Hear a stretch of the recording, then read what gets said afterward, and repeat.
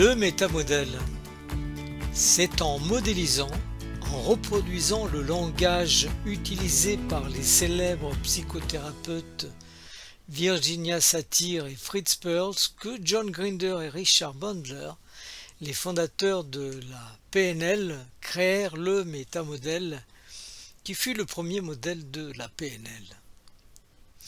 En analysant les interventions des psychothérapeutes, ils s'aperçurent que les questions avaient des effets thérapeutiques, que les questions aidaient les patients à se sentir mieux, et ils analysèrent la structure des interventions afin d'identifier les 6 schémas qu'ils réussirent à reproduire pour obtenir des résultats identiques.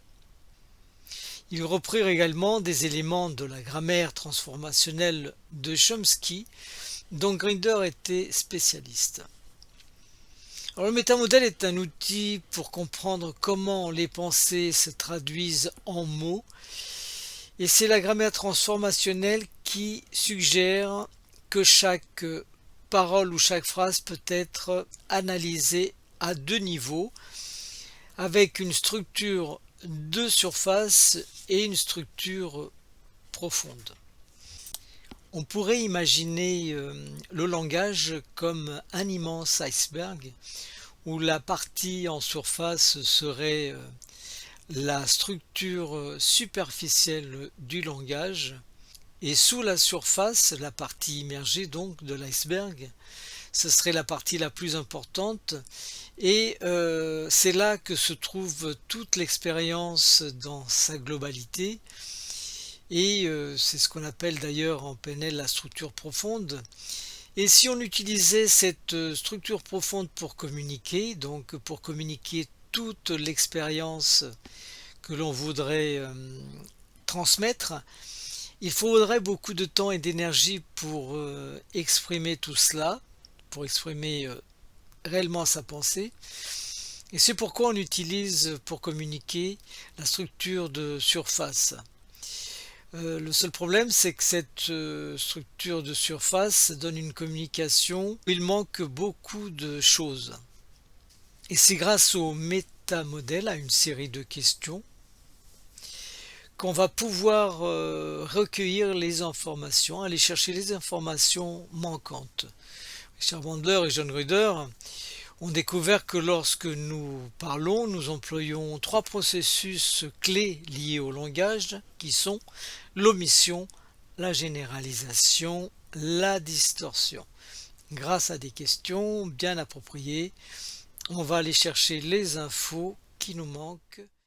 Les catégories du métamodèle, avec 3 cas de figure, les quantificateurs universels, avec des mots comme tout, tous, toujours, aucun, personne, jamais, nul, impossible. Les opérateurs modaux de possibilité ou de nécessité.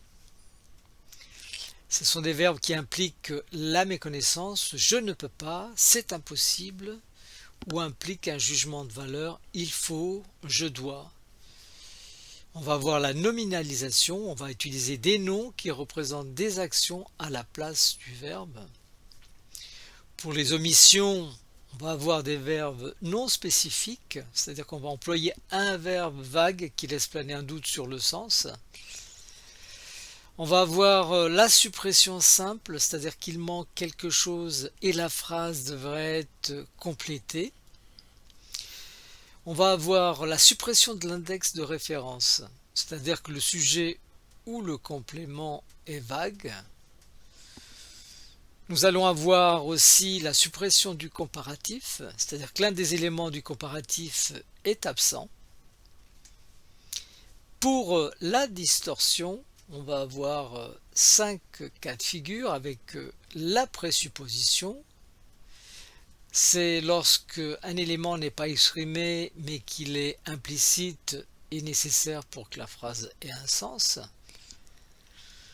Nous allons avoir la lecture de pensée, c'est-à-dire que la personne devine ce que l'autre pense ou ressent. Nous allons avoir l'origine perdue, c'est-à-dire une affirmation qui repose sur des croyances dont on ignore la provenance.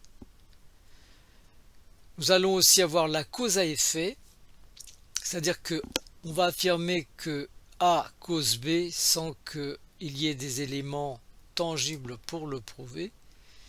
Et nous allons avoir l'équivalence complexe, c'est affirmer que A signifie B sans aucun élément tangible pour le prouver.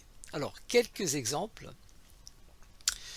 Pour le quantificateur universel, on va avoir par exemple tous les hommes ou toutes les femmes sont comme ça. On va poser la question tous, vraiment? Je ne ferai jamais cela? Jamais? Tu es sûr? Pour l'opérateur modal de possibilité, tu ne dois pas le faire. Ah bon? Et si je le fais, qu'arrivera-t-il? Pour la nominalisation, on va avoir notre relation n'est pas satisfaisante. En quoi notre relation n'est pas satisfaisante? Question à poser. Pour la suppression, donc les verbes non spécifiques, on va le faire, ou bien elle m'a blessé. Alors qu'est-ce qu'on va faire? Et quand on va le faire? De quelle façon elle t'a blessé? Pour la suppression simple, c'est-à-dire qu'il manque quelque chose à la phrase, je ne comprends pas. Qu'est-ce que tu ne comprends pas exactement? La suppression de l'index de référence, ça m'énerve. Qui ou quoi spécifiquement t'énerve? La suppression du comparatif, il est le meilleur. Meilleur que qui? Les distorsions, présupposition, c'est donc présupposer que quelque chose est vrai. S'il se souciait un peu de moi, il se conduirait sûrement différemment. Comment sais-tu qu'il ne se soucie pas de toi? Lecture de pensée, elle me fait la tête. Comment spécifiquement sais-tu qu'elle te fait la tête? L'origine perdue, c'est mal de faire ça.